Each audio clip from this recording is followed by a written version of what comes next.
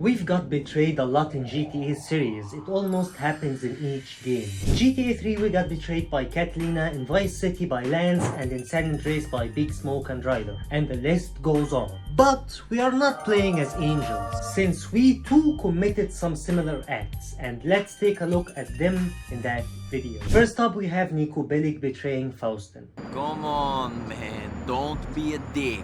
So Faustin thought that Lenny Petrovic betrayed him and he ordered Niko to kill him. Niko killed him, and later after that, Dimitri told him that he is actually the son of a powerful mobster. And they now want Niko dead. But for them not to kill Niko, they want him to be the one to kill Faustin. Well, I killed the boy, so they want me too. No. I told them you were a hired gun. And they said as long as you were the one to kill him, you'd be spared. So that's the way it is. Yes, that's the way it is. I mean, it didn't take much to convince Niko to betray his boss. He just listened to what Dimitri had to say and then agreed to him. I mean, knowing Dimitri, he might have been lying, but still Niko went there and took out Faustin. Betrayed! Betrayed by Dimitri and by you! You betrayed yourself, Mr. Faustin.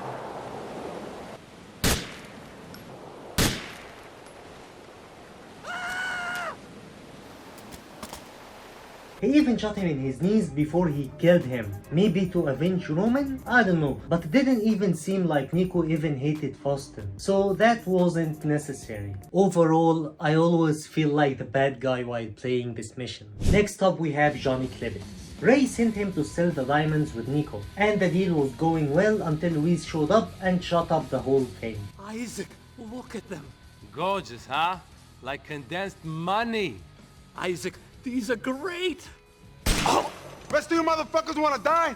Do something stupid, okay? Fuck you! Just get the shit, man! And Johnny decided to take the money and run. And then Johnny even killed Ray's men to leave no witnesses. Hey, what do you got? Got all the money the diamonds can buy. You mean all Ray's money? Fuck Ray, man. Fuck all of them here. Yeah, fuck them. I guess we're rich then. But that wasn't so smart because he got Jim dead and then the end of the alternate chapter. Next we have Michael. And of course, as we all know, he is so famous for his betrayal. I mean, the whole plot started from there. So Michael was robbing banks with Trevor and Brad, but he wanted a way out alive. So he made a deal with Dave Norton to kill his best friend Trevor and for Michael to act as if he's been shot so that everyone thinks that Michael is dead. And be able to change his name and live in a different place as a new man. But the plan didn't go as he expected, as Dave missed and killed Brad instead of Trevor.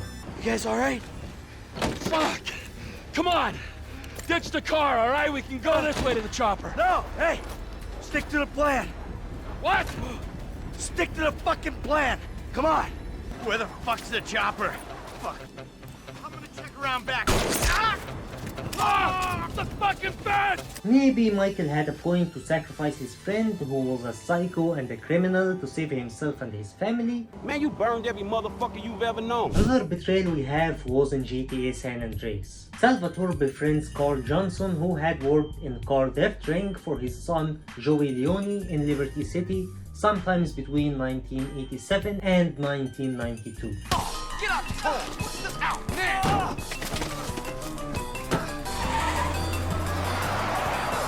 Joe. Hey, what's up, man? It's CJ. He slowly trusts Carl with bigger and bigger tasks, leading up to him taking a flight to Liberty City to kill Marco Forelli at the Forelli-owned Marco's Bistro. I talked more about that in the 3D Mafia of GTA video, you can check it out from here or there.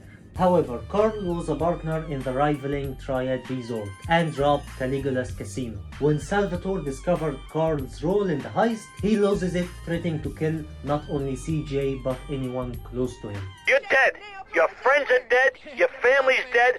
I'm gonna fuck you up and your children and your grandchildren. Next we have the famous GTA 3 betrayal, the Kenji Kassen betrayal. the Yakuza Wakagashira Kenji Kassen. So, Salvatore Leone wanted to kill Claude, and Maria told Claude about Salvatore's intentions. So the Yakuza leader, Asuka, decided to help Claude kill Salvatore, and then she hired Claude to do some more jobs for her and her brother. And what did Claude do in return? Kill her brother for absolutely no reason. Just because another boss told him to. I want you to kill the Yakuza Wakagashira Kenji Kassen.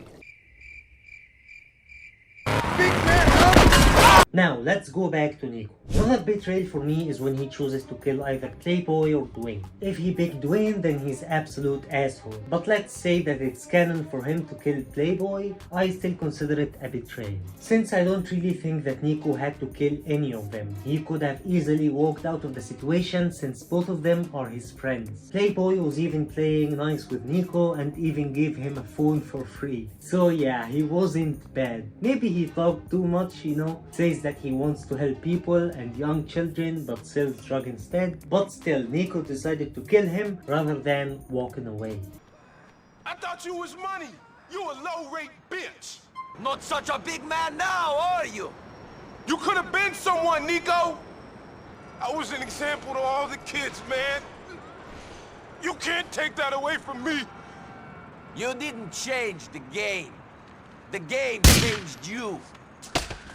Yeah, don't tell me that you didn't feel anything playing that mission. But if you didn't, so let's move on to the next one. If you like the video so far, don't forget to hit the like and subscribe, as I'm in a journey to make this channel my full-time job and I cannot do it without your help. So please, if you like the video, click the like so that more people can see it and I can get a paycheck. And I want to connect with you guys even more, so I decided to share my Instagram where I'll be posting shorts, some things related to GTA, some other things maybe. So if you're interested, I left that in the description. I'd love to see you there. Thank you. But before it, we have a different one about Toni Cipriani. JD, an associate of the Leone crime family, tries to climb the ranks by working closely with Toni Cipriani. Despite helping the Leones with critical operations against rival families, his past betrayals of the Sindacos catches up to him. Salvatore Leone, unable to trust JD, set him up under the guise of making him. Toni and Mickey Hamfists escort JD to the Harwood junkyard,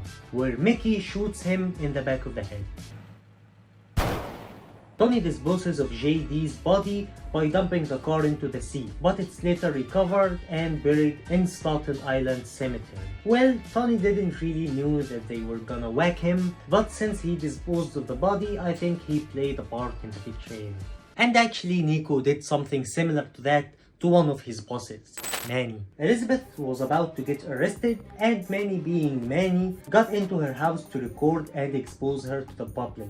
So he got shot by her, and she asked Niko not to dispose of the body, but to sell it. So Niko took his boss's body, gave it to a doctor who sells organs, for his body to be lost forever rather than getting a proper burial.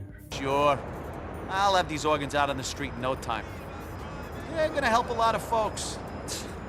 He'd been trying to help the streets his whole life. Maybe he'll actually be doing it now.